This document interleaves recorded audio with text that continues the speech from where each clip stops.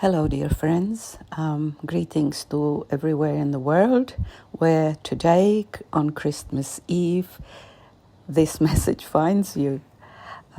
I just wanted to wish you all a nice Christmas and share a story that I learned from my trees. It's a story of patience, hope, and love for life. And I think, what more can we wish for? So I wish you too. Never lose hope. Stay patient. And don't stop loving life. And here comes the story. The story goes like this. Some years ago, for Christmas, my daughter bought me a tree. It was in a pot, and she bought it from Bamboo Land, which is the place that I did a little video about earlier. And I looked, and it said golden shower. So golden shower tree, and I've planted it in my garden bed and looked after it and watered it and fertilized and so on. And the tree grew into this fairly big, lovely tree. It grew pretty fast, and it developed the most beautiful foliage that gave us all shade, not only to us but to the animals and to the birds, and it was lovely. And I fell in love with this tree, and lo and behold, there were similar trees, same trees actually, growing in the cafe near the beach in Woodgate. So one day I collected some seeds that fell on the ground, and I planted the seeds, and out of those seeds grew 3 beautiful seedlings. So I planted those seedlings when they were big enough, and they started growing, and they started really doing the same thing. Also, beautiful foliage, rich, nice green, looking healthy.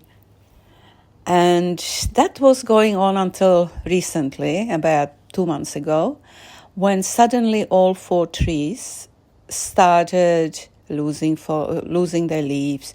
The leaves turned into this yellowish, brownish mass, and they looked like there was some kind of fungus on them. So I thought, well, am I losing all these trees? They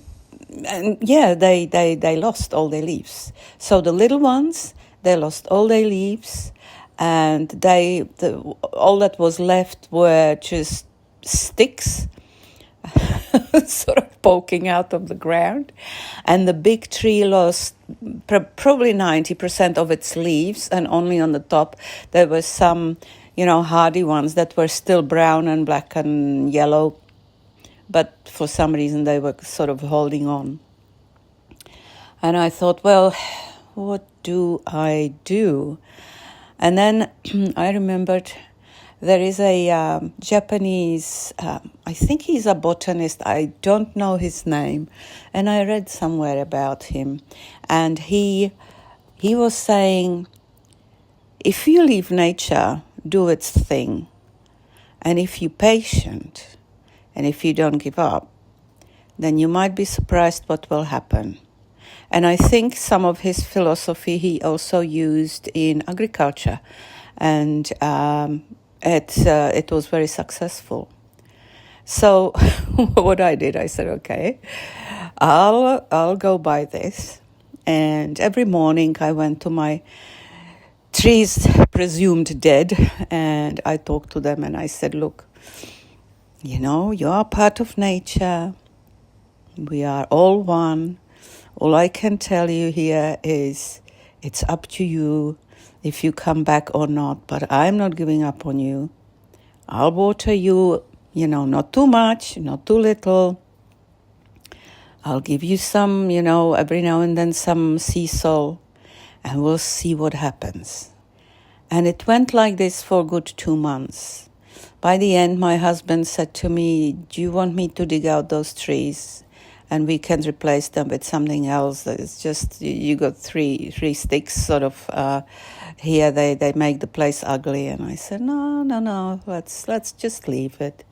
And I kept talking to them, and then suddenly one day I walked there to the trees, and I look, and where where those little trees lost their branches, or whatever it's called, where the leaves grow out, there were little tiny, there were green dots, and you could see those are little leaves coming out. Just the beginning, just a hint of a little leaf coming out, a hint of green, a hint of life. And I was so happy. I checked all the trees, and all of them, the little ones and even the big one, I could see them coming back to life. So I said, wow, you didn't give up, and I didn't give up, and we didn't give up. So I was so happy. And the big tree then, had these bunches of leaves. And then one day I look up, and there is the most beautiful golden shower bunch of flowers. So they grow in big bunches, those flowers. And it was the first one, but then when I looked further, there were many, sort of just buds that, will eventually develop into these bunches of flowers.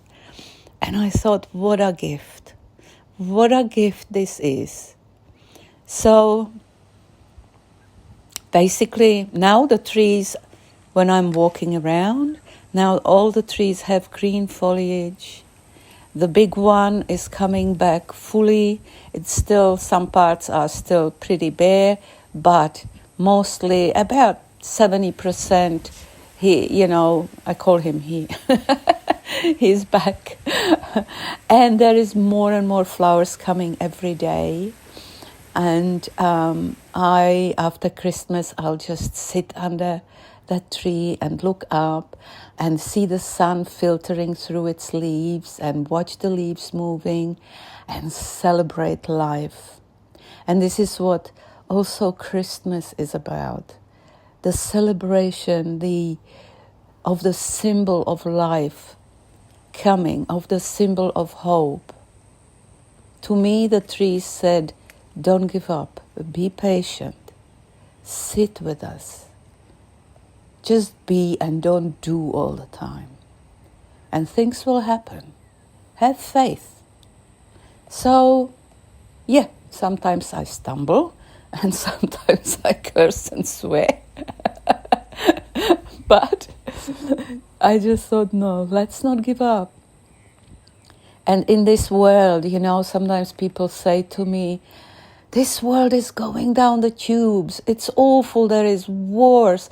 There is famine. Governments don't give two hoots about their people. All they are set for is to subdue them, to control them, to exploit, exploit nature, exploit animals, exploit humans. And then there is people forming their little groups, and one group hates the other, and one social bubble is bitching about the other. And,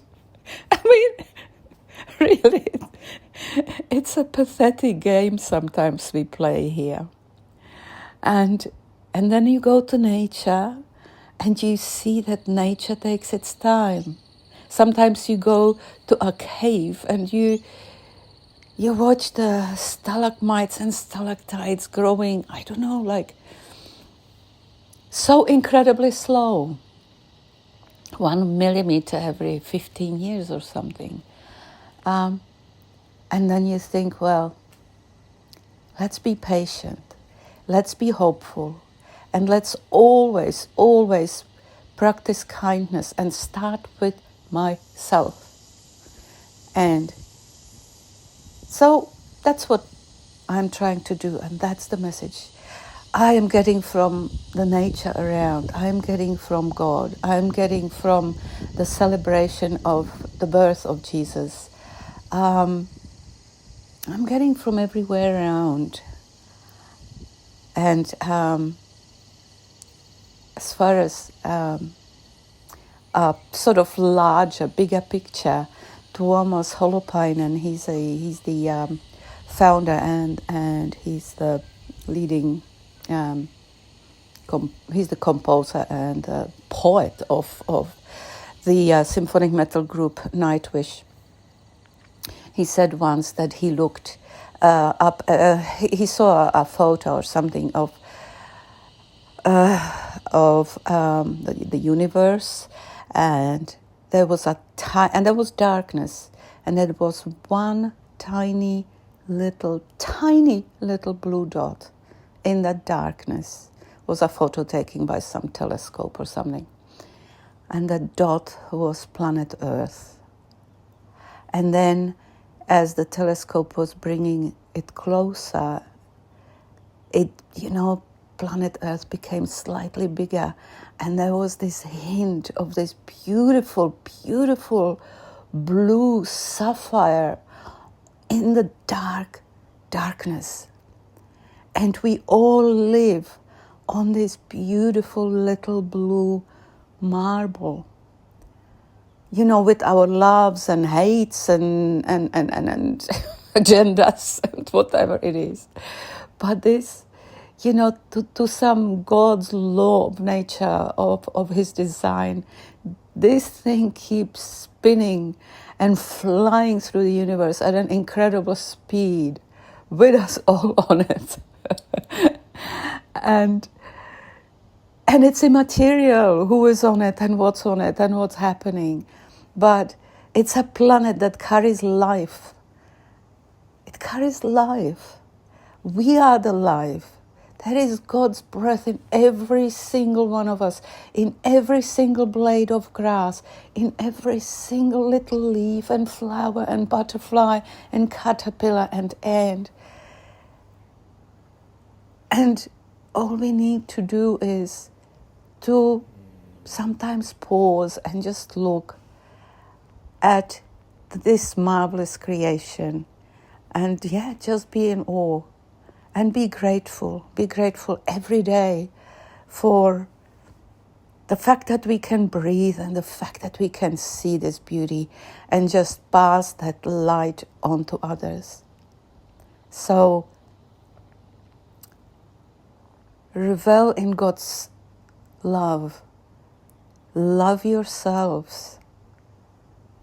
And then you can love others without conditions, without expectations, and pass that light on. And I think if we do that, this planet will become even more radiant with all our little lights coming together. So that's my Christmas message to all of us humans. And the spread of life to all of us, spread of love of life, to all of us, humans, animals, plants, rocks, water, air, and the planet Earth. Love and light to you all.